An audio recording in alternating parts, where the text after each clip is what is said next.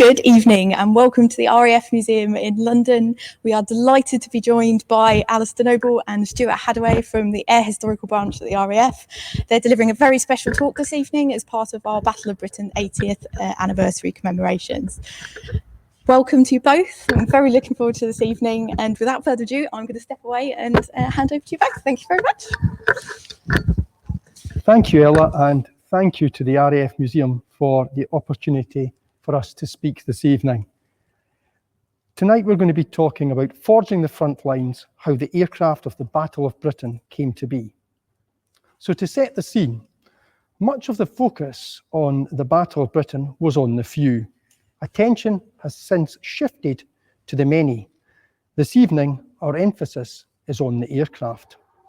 Stuart Hadaway and I will consider the development and procurement of aircraft in Britain and in Germany. In one scenario, we have a liberal democracy where politicians were mindful of the concerns of the electorate over rearmament. In the other, we have a militaristic, authoritarian state where status within the dictator's inner circle was paramount. Realists understood that public opinion and the Treasury placed limits on the extent Britain could rearm. The British story has more highs than lows, involving expansion and re-equipment between 1934 and 1939, geared to catching the electric hair of German rearmament. So it was a formidable challenge. The challenge facing the new Chief of the Air Staff, Sir Edward Ellington, in April 1933 was formidable. He inherited an air force with barely 30,000 personnel, equipped with aircraft which were long out of date. As John Terraine observed, the locust years had done their work. The preceding years had seen the focus on the League of Nations to avert war and the 10-year rule, with defence policy framed on the notion that Britain would avoid a major war for a decade. The focus during the depressed early 1930s was on disarmament. Meanwhile, in tough times, aircraft companies themselves were hesitant spending money on projects at the cutting edge of technology. This was all to change. Hitler's coming to power in Germany and his commitment to rearmament moved the goalposts. Britain would no longer be looking at France's air capability, but rather at that of the Third Reich. The first decision was to finally complete the programme agreed in 1923 for a home defence force of 52 squadrons, 17 fighter squadrons and 35 bomber squadrons. Thereafter, from July 1934, a series of expansion plans, Schemes A to M, were initiated. Scheme A proposed an additional 41 squadrons within 5 years. Only Schemes A, C, F, L and M got beyond the stage of proposals. Other schemes did not get any further than discussion. Some other letters were not used. By 1934, the situation was dangerous, but not yet desperate. Alongside doubts concerning the pace of the German build-up, the pitfalls arising from a too rapid expansion of the RAF from such a meagre base were also acknowledged. Concerns were expressed about the potential accumulation of significant numbers of obsolete aircraft, a mistake the French had made if expansion was too soon, as well as the challenges of recruiting and training vast numbers of aircrew and technical tradesmen. To maintain the RAF's ethos of quality and efficiency, facets key to Lord Trenchard's foundations for the service, expansion had to be carefully controlled. Occasionally, the Cabinet favoured faster action than the Air Staff, and despite residual pangs of pacifism, by 1936 the Nazi threat was recognised. Disputes tended to concern its extent. The RAF was offensively minded. The doctrine of the offensive, long preached by Trenchard, held sway. The Air Staff argued in the early 1920s that the RAF's survival was premised on the doctrine of the offensive use of air power, independent of the other two services. Air control proved effective in maintaining order and suppressing revolts across the empire during the 1920s. The priority was maintaining a strong offensive bomber force. The RAF was an offensive instrument fixed to the concept of the offensive use of air power being decisive in future wars. Within the RAF hierarchy, it was believed fighters could not successfully deter bombers. There was little need for fighters if the war was to be taken to the enemy. The politicians agreed. The Lord President Stanley Baldwin's exhortation in 1932 that the bomber will always get through, the only defence is offence, reflected an overestimation of the power of the bomber and a belief it had already transformed war, and this belief pervaded British attitudes throughout the decade. The government indeed anticipated that in the initial phase of the war there would be millions of British civilian casualties and feared an immediate knockout blow from the air. The expansion schemes reflected the RAF's traditional doctrine that counter-offence constituted the most important aspect of home defence. Scheme F, approved in February 1936, was to provide by March 1939 a 124 squadrons in the UK, 26 in the Fleet Air Arm and 37 squadrons overseas. The ratio of bombers to fighters was 5:2. Scheme F was the only expansion scheme completed in March 1939 on time. The schemes were meant to be a deterrent, illustrating Britain's determination to build keel for keel with Germany. Nevertheless, some schemes clung too long to obsolescent machines to swell their numerical strength. Under Scheme F, planning for Wellington and Whitley heavy medium bombers continued, but the existing light bombers, Hearts, Hinds and Gordons, were to be replaced by the heavier Hampdens, Blenheims and Battles. The light medium three-man Fairey Battle was much criticised and viewed as obsolete when it entered squadron service in 1936. It was essentially a stretched Hurricane, also with a Merlin engine. Moreover, as the government adopted a practice of ordering from the drawing board during the expansion schemes, specifications were also issued in 1936, which led to the construction of the wartime heavy bombers, the Stirling, the Halifax, and the ill-fated twin-engined Manchester, which did father the formidable Lancaster. Procurement, though, was slow. For the Wellington and Battle, specifications were issued as long ago as 1932. The Wellington's first flight was in June 1936. It was first delivered to a squadron in October 1938. Moreover, despite the reservations of the Chief of the Air Staff and some Air Staff colleagues about the practicalities of air defence, on the fighter front, the foundations were now laid for victory in the Battle of Britain.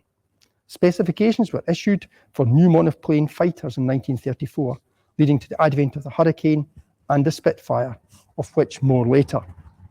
So much was going on. There were dramatic advances in radar technology, the advent of functional commands in 1936, an airfield expansion programme, planning for shadow factories to produce the aircraft as war reserves under Scheme F, and the formation of the RAF Volunteer Reserve. However, progress was far from seamless. Sir Cyril Newall, Chief of the Air Staff from September 1937, was told by his Director of Plans, John Slessor, that the Home Air Force, and especially Bomber Command, were completely unfit for war. This led Newall and the Secretary of State for Air, Lord Swinton, to submit a new expansion proposals, Scheme J, in October 1937. The objective was to maintain parity with the German striking force to provide an effective deterrent. Once again, the bomber force was central to RAF strategy, with attack viewed as the best form of defence. This philosophy soon ran into a problem. Sir Thomas Inskip, the Minister for Coordination of Defence. Inskip, who was also swayed by financial factors, argued it was not the duty of the RAF to deliver an early knockout blow. Indeed, it was not remotely capable of mounting such a campaign with its pre-war strategic bombing force. Inskip envisaged the RAF stopping the Germans from delivering a knockout blow and called for a stronger fighter force rather than emulating German bomber numbers. Swinton, Newall and the Air Staff had little time for this seemingly defeatist approach. The Cabinet backed in Skip's more defensive approach. The Air Staff drafted cheaper Scheme K proposals, much greater emphasis on fighters. The Nazis, marching into Austria in early 1938, rather focused minds. Newell and the Air Ministry then proposed a more expensive Scheme L, an accelerated version of Scheme K, opposed by the Chancellor and then Skip, but which Newell insisted was imperative for the survival of British civilization and not worth taking the chance for the sake of 60 or 100 million pounds. The Cabinet relented. Scheme L went ahead, but the Air Staff believed it still fell short of the required safety level. Meanwhile, in the summer of 1938, the 3 heavy bombers moved off the drawing board and on to the next stage. After the Munich crisis of September 1938, Newell, the Chief of the Air Staff, viewed war as inevitable and intensified RAF preparations. Gradually during 1938, the barriers to faster expansion were eased. Economy ceased to exert its malign spell, and interference or disruption to normal trade no longer constituted such an obstacle to the expansion of aircraft production. However, the numbers employed in aircraft manufacture in the spring of 1938 were still only about 1/4 of the 1918 peak. So prioritising defence after Munich.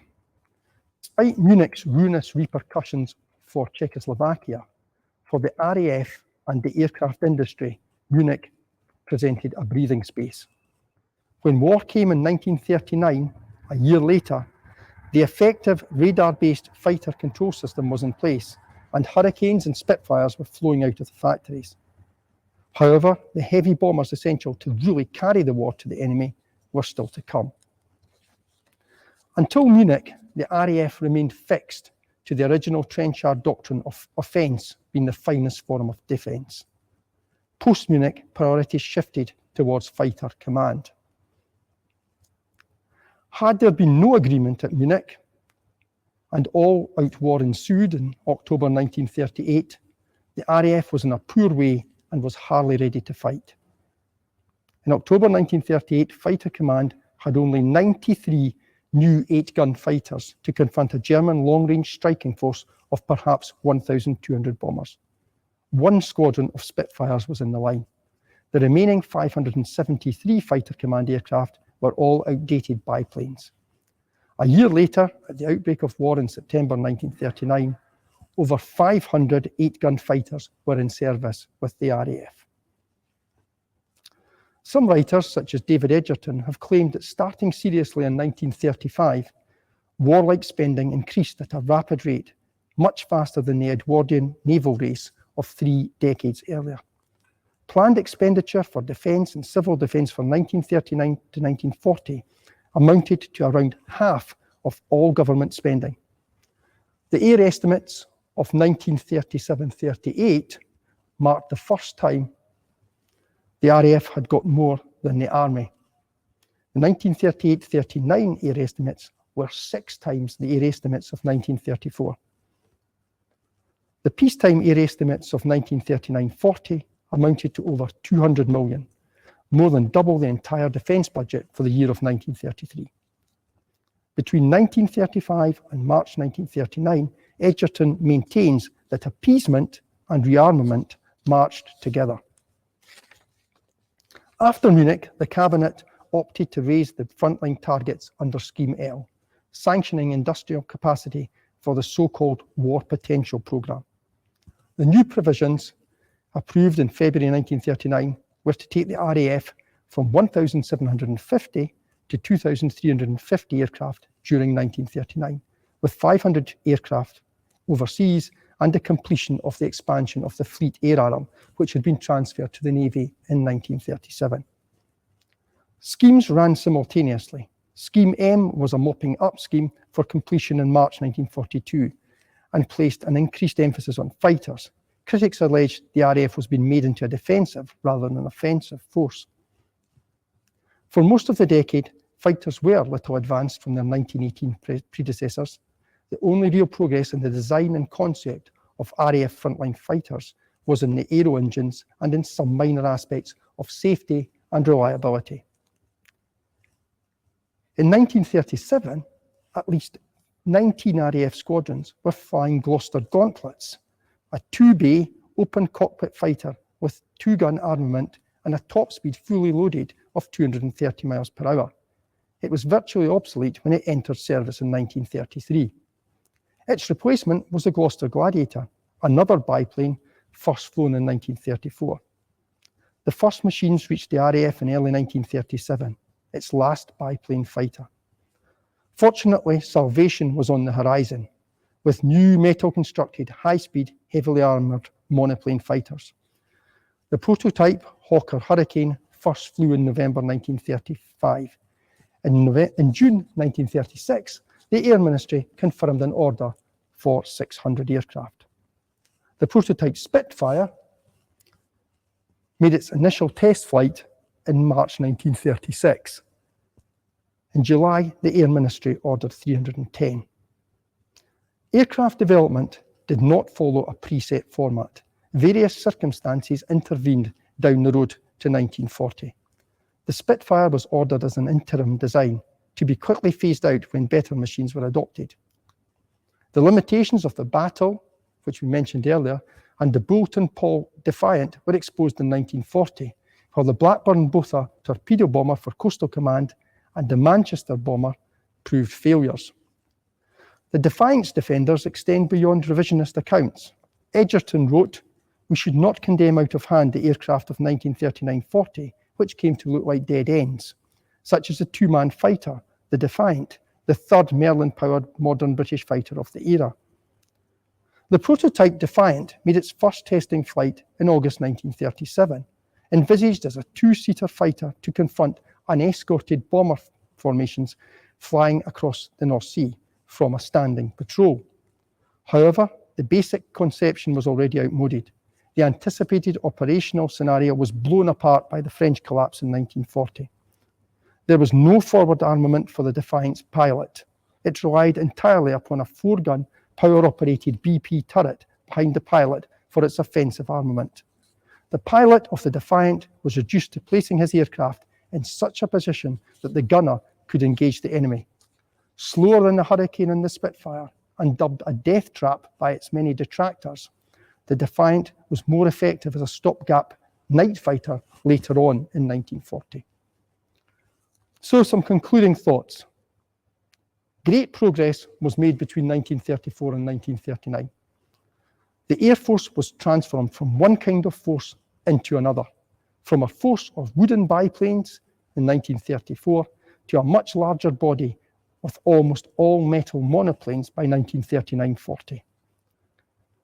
The two key decisions taken by the Air Ministry were to gamble on the 8-gun fighter and on the 4-engined bomber.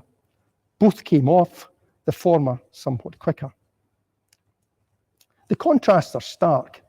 The Fury Mark II, the fastest fighter of 1934, had 2 guns and was capable of 223 miles per hour at 15,000 feet.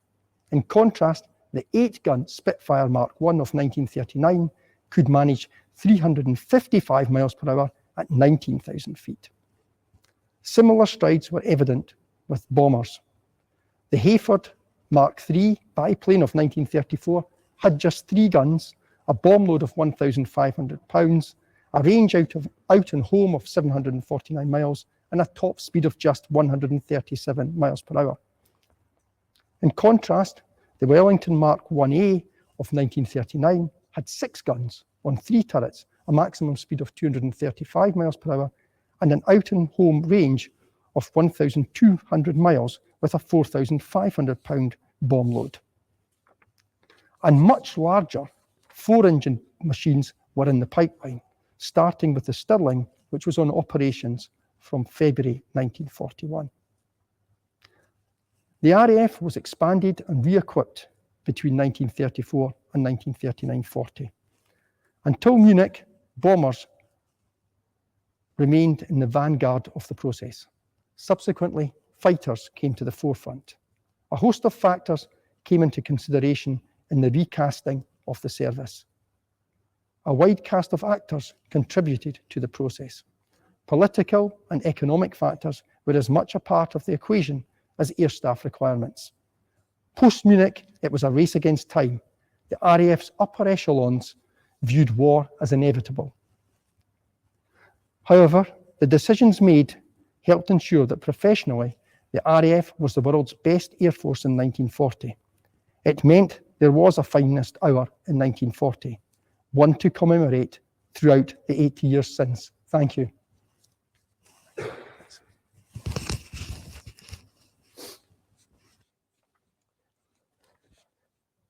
Thank you, Alistair. So I'll now look at the other side of the equation, the background and development of the German Air Force, the Luftwaffe. The situation in Germany in the 1930s was in many ways very different to that facing the RAF. For one thing, the Germans were the ones who were seizing the initiative and voluntarily leading on rearmament. After the coming to power of Adolf Hitler and the Nazi Party in 1933, there was a conscious decision to throw resources into rearmament on a grand scale. In that respect, the Germans gained a lead in the expansion of their forces, although arguably this head start will later prove to be a two-edged sword, as we'll discuss later, with the full political and economic support of their government. However, there were still some practical limits on what the Germans could do, limits they just couldn't overcome. Some of these were based on resources, others on the mindsets of the German leaders. The German flying services had been disbanded by the Treaty of Versailles at the end of the First World War. And although Germany was allowed to keep a small self-defense force, no air arm was permitted. But as early as 1923, the German military came to an agreement with the Soviets to train aircrew in secret. This led to a small corps of trained personnel being developed within the German military. However, these personnel were only taught airmanship, and after finishing their training, they returned to their parent army units. There was no forum for those personnel to keep learning and developing their skills or knowledge. Unlike in other countries, there was no comparable building of a staff system or training program. There was nowhere for air doctrine or ideas to be taught or exchanged, or for air-mindedness in military terms to be fostered. When the Nazi Party gained power in 1933, they began expanding the armed forces, the Wehrmacht, and quietly reformed the Luftwaffe under the new Air Ministry, with Hermann Göring as minister and Erhard Milch as Secretary of State. But they couldn't be too overt to start with. It wasn't until 1935 that the Luftwaffe was publicly announced, with 20,000 personnel being transferred from the army, nearly 2,000 aircraft, and Major General Walter Wever appointed as the first Chief of Staff. It was also at this point that the Luftwaffe formed their first staff college. So the Luftwaffe was born out of the German army, and this would have a huge effect on their development and doctrine in 1940, both in terms of technology and just the way they approached the Battle of Britain. Its officers were army officers, with an army officer's largely two-dimensional understanding of the battlefield. It was and would remain essentially a tactical air force, designed to fly and fight in direct support of army operations on the ground. Of course, it didn't have to turn out in this way. After all, the RAF had also been largely born out of the army, but it had developed into a fully fledged, multifunctional, independent air force. But the RAF had had a certain amount of continuity to build on. The officers who were passed from the Royal Navy and the British Army into command and staff posts in the RAF had been carrying out those roles already in their respective air arms. They were steeped in deep and abiding lessons. They had staff colleges and other forums for discussing and developing ideas, plus the practical business of an air force to run. For the Germans, there was little such experience still in the Wehrmacht, and the vast majority of officers who staffed and commanded the Luftwaffe by the outbreak of the Second World War were still, in essence, army officers. It was true even of the famous First World War figures who were in the highest echelons of the Luftwaffe. Hermann Göring had obviously been a famous famous First World War fighter pilot, but he'd only ever commanded at Jagdgeschwader level, roughly equivalent to an RAF wing. Ernst Udet, who was in charge of the technical side of aircraft development, was a leading ace, but he'd only ever commanded a squadron. Milk had risen higher, but only to roughly the equivalent level of a group command. These experiences did not necessarily give these officers any deep understanding of air power doctrine or usage. Their only formal military training had been in their youth as members of the army. For a brief moment, the Luftwaffe did have the potential to develop along strategic lines under the guidance of Wever. He commissioned the development of 4-engined long-range strategic bombers that would have lifted the Luftwaffe beyond its battlefield focus. But with his death in an air crash in 1936, any support for this program also died. His successor, Albert Kesselring, would refocus development on tactical aircraft, which were defined as those with a rough maximum radius of about 300 miles. There were several reasons for this. Firstly, Kesselring was an experienced army officer, with an army officer's understanding of how battles were fought. He was an excellent organiser and administrator, and did much to strengthen the training and equipment of the Luftwaffe. But he didn't have the necessary deeper three-dimensional understanding of how air power could be used. Secondly, resources. Now, of course, there were not the political limits on spending of money and resources that Britain and France faced, as mentioned by Alistair earlier. As a totalitarian regime, the Nazis could afford to be less bothered about public opinion than others were. Although it's also fair to say that a large part of the Nazis' original popularity was based on their perceived rebuilding of Germany's place in the world. Rearming was obviously central to this, and it's unlikely there would have been very many objections, even if these could have been made. No, the main limit was a practical one of resources. Kesselring knew that Germany had finite natural resources. And as all three armed services expanded and modernised rapidly, and of course major civil engineering works were being put into place and various other programmes to improve the standard of living across Germany, there was simply not enough to meet every need. A 4-engine strategic bomber would need 2.5 times as much aluminium to build as a 2-engine bomber would, as well, of course, as twice as many engines. And they'd also need significantly more oil and fuel to operate, a scarce resource that would be Germany's Achilles heel over the following 10 years. And thirdly, Göring, in Shades of Inskip, believed that more smaller aircraft helped the Luftwaffe look stronger on paper than a fewer large ones. Even after Kesselring's appointment as Chief of Staff, though, it took time and another major event for the Luftwaffe to fully abandon any major strategic concepts, the Spanish Civil War. In the summer of 1936, small detachments of German aircraft assisted General Franco and his nationalist forces as Spain spiralled into civil war. In November that year, the Germans the German contribution was expanded and formalised into the Condor Legion.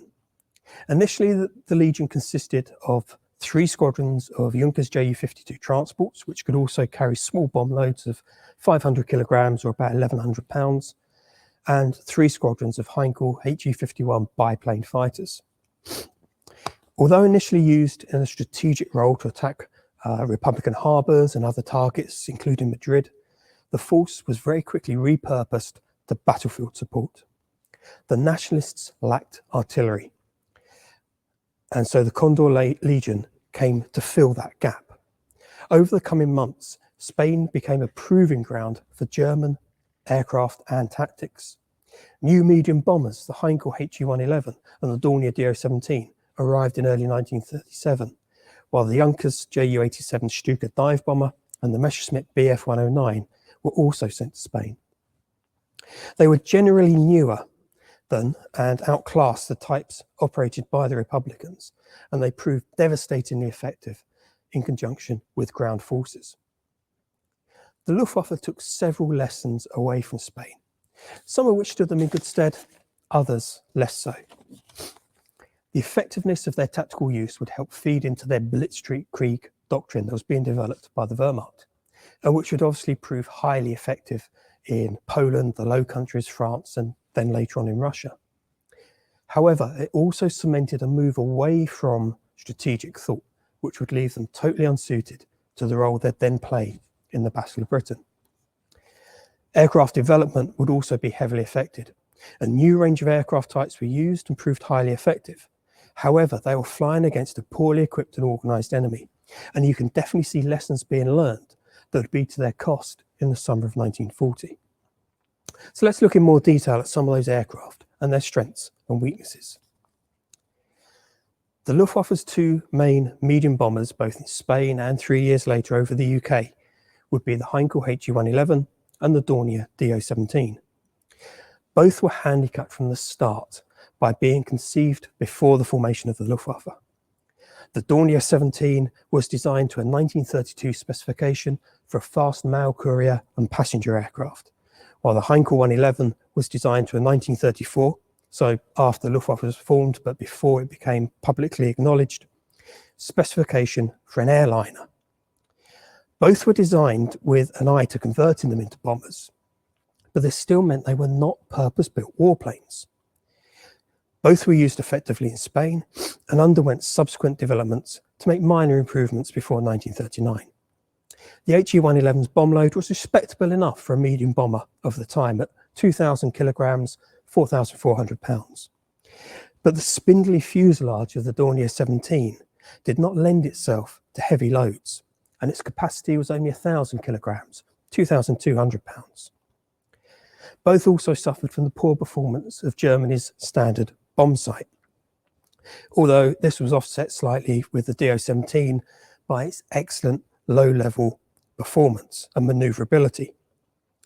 The Do-17 handled very well and was highly manoeuvrable, making it good for low-level and thus much more precise strikes, as some of RAF Fighter Command's airfields would later discover to their cost.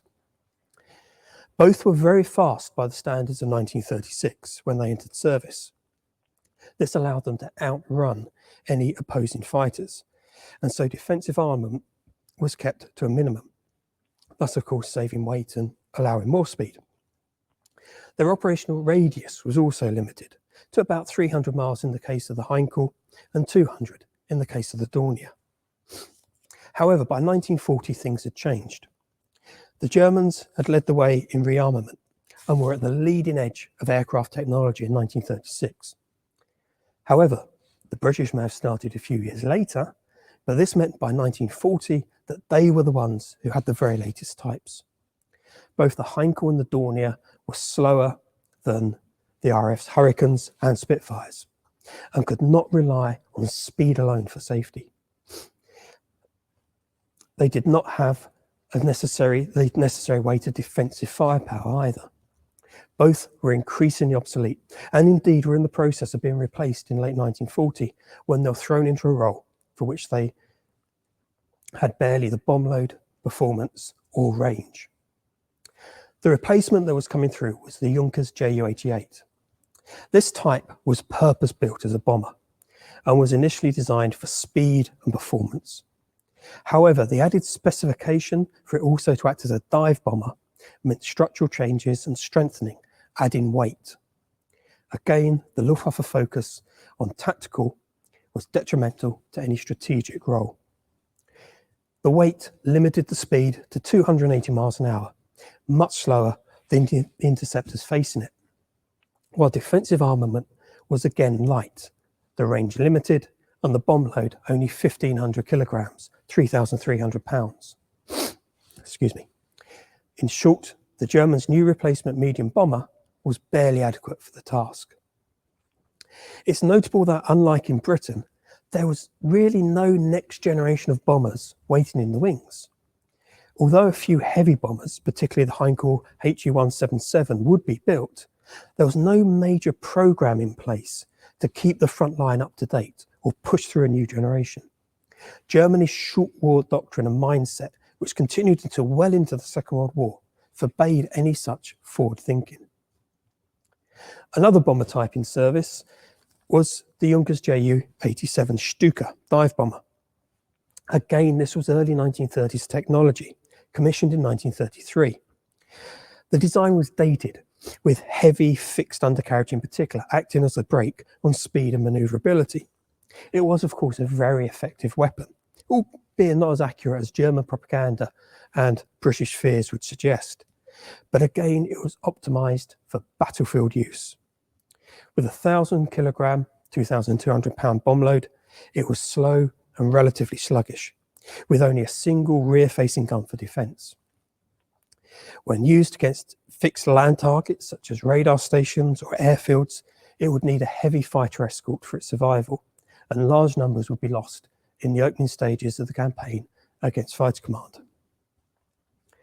The Germans' most feared fighter in 1940 was the Messerschmitt Bf 110, the Destroyer, an escort fighter that had received considerable and exaggerated coverage in the German propaganda machine. A twin-engine fighter, the Bf 110 was designed to a specification put out in 1934 for a long-range fighter, at a time when the Luftwaffe was still looking at developing some kind of strategic capability. It was beset with development problems and only really entered full service in 1938. It was greatly hyped by the Germans, but in truth its size and weight made it very unhandy. It was certainly fast, nearly 300 miles an hour on the level at full speed, but it proved unable to dogfight effectively. Its speed and heavy firepower, with 2 forward-firing 20mm cannon and 4 machine guns, and plus a single machine gun at the back for the rear gunner, did give it an advantage in ambush tactics, bouncing RAF fighters, diving straight through them and away. This, of course, being how James Nicholson would win his Victoria Cross, as you'll hear at the museum's next talk later in the week. Given the fact that the Luftwaffe generally enjoyed an altitude advantage over Fighter Command, this meant that the 110 could be effective if used in this limited situation, but in a dogfight they were simply outclassed by the single-seater, lighter, single-engine fighters. Speaking of single-engine fighters, we'll leave the best for last. The Messerschmitt Bf 109 was by far the most effective aircraft the Luftwaffe had in any class in 1940. Built to a 1933 specification for a single-engine, single-seat monoplane, the type entered service in 1936 and was quickly put into test conditions in Spain. Unlike the various bombers that were used in both Spain and in 1940,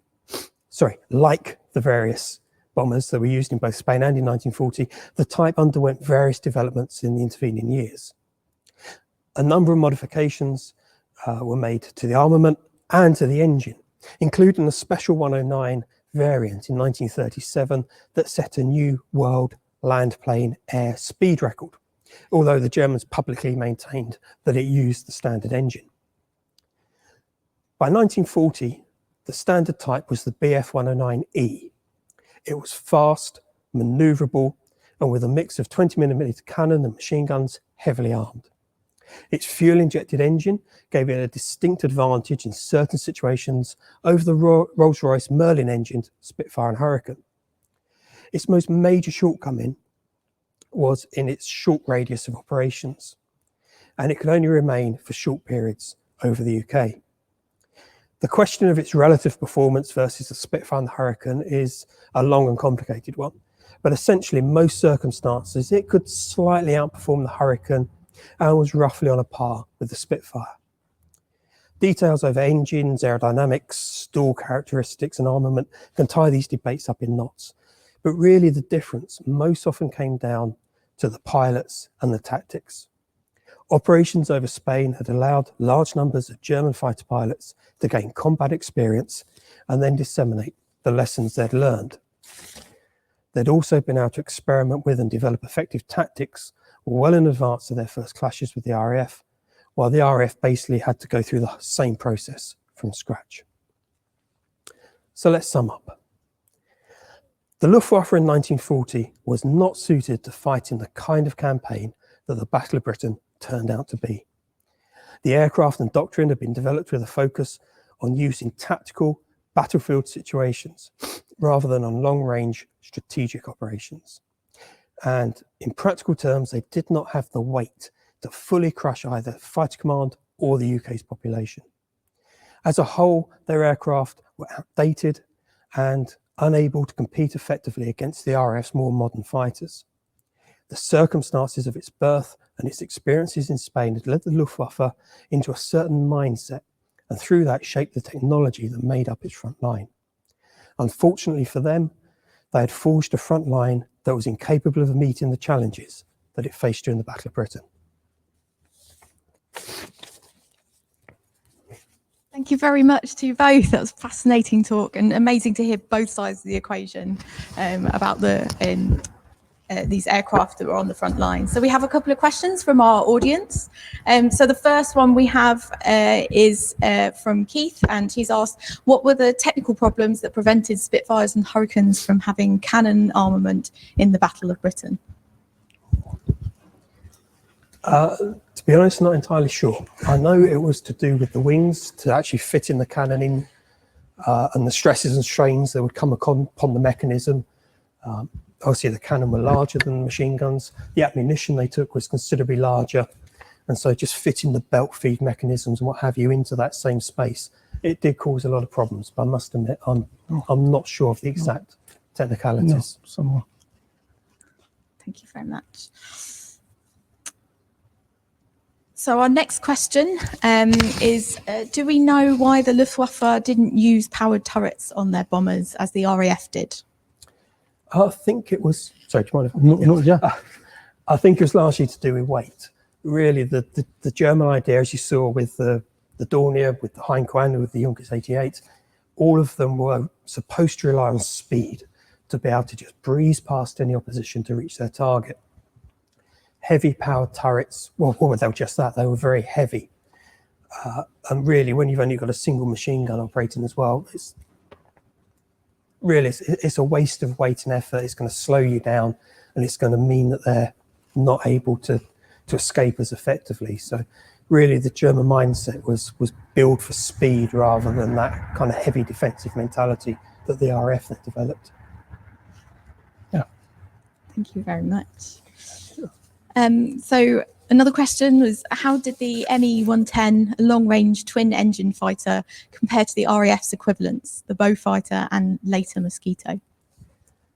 Oh, that's a good question. Obviously, it wasn't a patch on the Mosquito because the Mosquito was brilliant, simple as that. There was a lot of problems with the BF-109 in development. There was problems with the engines and various other issues.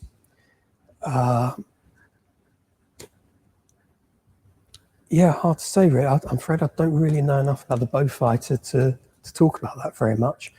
But of course, the Mosquito, being made of wood, was that much lighter. I believe it had slightly more powerful engines, which gave it much more maneuverability, which was really where the 109 was let down. So it had a very heavy punch. It had high speed. It just couldn't maneuver as effectively as the likes of the Mosquito could. Yeah, which come in a bit. They come in a bit later. Yeah, they 41, come 42, later don't as they? well. Yeah. Fabulous, thank you. So the next question, were Spitfires or Hurricanes ever used as night fighters? Hurricanes certainly were. Spitfires weren't. They were not really suited to it. So if you want to take a step back, one of the problems with the Spitfire is it's got the very narrow chord on the undercarriage. So it's a bit dodgy landing it at night, basically. You have to be very careful landing a Spitfire. The Hurricane, you can't really see, but it's got a much wider undercarriage. It's that much more rugged. And so it was more suitable to night operations where perhaps when you came down with a bit more of a bump than you would do during the day when you had better situational awareness. But the Hurricane, by the end of the Battle of Britain, they were starting to use them. The 85 Squadron were using them as night fighters. Using bullfighters in 1941, weren't you? Yeah, but really, under Dowding, the RAF have been looking forward to the two-seat night fighter rather than the single seat. The Hurricane really was only a stopgap until the likes so was the Defiant was in there for a while as well. Yeah, as a stopgap. Yeah. Fabulous, thank you. And I think this might be our last question this evening. Oh, no, maybe not. I may have spoke too soon. So if Castle Bromwich had been fully operational and producing Spitfires as planned and had not been delayed, how would the extra aircraft, all Spitfires, have affected the battle? we talked about this earlier, and we did Yeah. wonder what the advantages would be of having extra aircraft in the scenario of 1940, and we wondered if it would have made that much difference, because the Germans were always had the initiative, and we were in response. Would we have been able to respond any quicker or any better with more aircraft than we actually did in the circumstances in 1940? We were a bit doubtful about how much assistance it would have been having more aircraft in 1940. Yeah. And of course, aircraft are only half the equation. Yeah. You've also need the aircrew. And it was the Yeah, aircrew shortage that was really the problem in 1940 rather than aircraft. We were producing far more aircraft by the end of the Battle of Britain than we had been at the start. Production ramped up. The shortages for aircraft were never that great. It was aircrew that was the main choke point. And considerably outproducing the Germans. Yeah. Fabulous. So you've had a compliment to start off with, saying it's an absolutely fantastic presentation. But the question is, if the speakers could comment on how the French Air Force fitted into the balance. So into the Battle of Britain, or Yes. just 1940 generally? Just 1940. Yeah. The French, they suffered a little bit from the same problem as the Germans in that they'd started their development their expansion a bit too early. So they had some brilliant aircraft. The Duante, I don't know how to pronounce it, I'm afraid. The Duante 520, for example, was very good aircraft, comparable really to the Spitfire, but it was coming through in too few numbers by the summer of 1940. They'd kind of put all their effort into getting as many as they could, as quickly as they could, and it was quantity rather than quality. And those new types were just coming through that bit too late. Yeah, the French had the French sort of schemes had pushed aircraft much earlier than the RAF, and they'd end up being sort of been stuck with a great number of obsolete aircraft. Yeah. Fantastic, thank you. So the questions are flowing in now. So how influential was Militia's approach to the restricted aircraft the Germans had at the start and then throughout the war? Really, the Luftwaffe was crippled throughout the war by this very limited mindset. So one of the things I find very interesting is how in 1940 you don't really see, certainly not in the same way as in Britain, the next generation of aircraft coming through. Yeah, in 1940 the British have got the Stirling, the Halifax, the Lancaster, just over the horizon. And really the Luftwaffe don't have that. There's a few developments of previous types or new aircraft like the Heinkel 177 coming through, but they always have this very limited view. It's very interesting how if you look at the front line of the Luftwaffe in 1944, say, it doesn't look all that different in aircraft types. I mean, okay, the marks of 109, for example, change, things like that, but it doesn't look that much different to how it did in 1940. Whereas really, if you look at the RAF types in service in 1940, by 1944, the Battle's out of frontline service, the Blenheim's out of frontline service, the Hurricane's out of frontline service over Europe. The Spitfire's still there because, wow, look at it, it's brilliant. But it's in a greatly modified form in most cases. And you've got this whole raft of new types that have come through. So really, this very limited view that the Germans take of their aircraft development hampers them right through the war. Until there's a sudden little spurt at the end where you get the jet fighters. So last gasp machines, don't you? Yeah. Thank you very much. So next question is, notwithstanding the material failings of Luftwaffe aircraft as clearly explained, could different tactics have made a difference?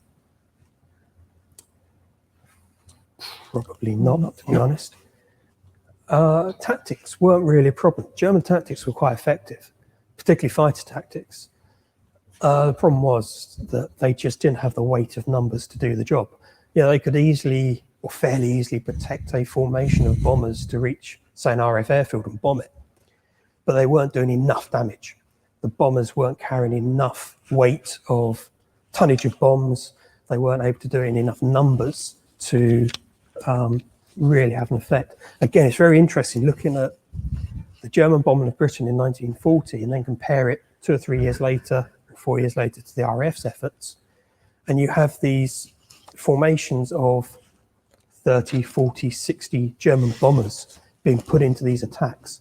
Around the corner there and on the wall, there's the tote board for the front line of Bomber Command in 1945. And there's something like 1,500 heavy bombers on that. And just the sheer weight of bombs that the RAF could throw at the Germans later on, really the German efforts were quite anemic, to be honest, in comparison. Yeah, there's no notion of this being a knockout blow at all from the Luftwaffe. No. They're not capable of delivering that knockout blow, are they? No, I mean, obviously it's meant to be that, but they don't have the weight. And we fear that that's what's going to happen. And because we are, to some extent, taken in by the German propaganda. Yeah, and the fear that, as you mentioned, how the bomber always getting through. Yeah, we've got ourselves into this mindset. Yeah. Yes, thank you very much. So I think this is our last question. I believe that gladiators were still in some frontline service at the start of the Battle of Britain. Are there any records of their combat with German fighters and bombers? And if so, how did they fare? Oh, I'd have to look in year 27 at the National Archives, I think. I'd have to check the squadron records. I'd have to check the squadron records in year 27, Nothing springing to mind, although, of course, they were then in combat in the Middle East against Germans over Malta and Egypt and what have you. Well, they didn't fare terribly well against the likes of the ME-109. The Gladiator, it's a bit like, I think it's slightly out of shot, but you've got the Fiat CR-42 there as well. Again, a biplane fighter, Italian biplane fighter. And it and the Gladiator, you can really say, are the absolute pinnacle of biplane development. They're excellent aircraft. They're fast, they're maneuverable, they're fairly well armed for biplanes. But they're a biplane in the monoplane world. Really, they're just not up to competing against the heavily armed monoplane, which can carry that much greater weight of fire. Yeah, they're really a last hurrah in a sort of new era, aren't they? Yeah. Fantastic. Well, we do have a couple more questions, but I think we'll probably answer these off screen, if that's okay. Thank you very much for joining us, both Alistair and Stuart. It's been a fascinating evening, listening to you both speaking, and wonderful to have you here at the RAF Museum in London. Just one last thing from me. Both London and our Cosford site are both open, and you can book your admission ticket to come and visit these wonderful aircraft that we have the pleasure to be amongst this evening, many of which were mentioned in the talk earlier. Thank you very much for joining us, and very best wishes. Take care. Thank you. Thanks.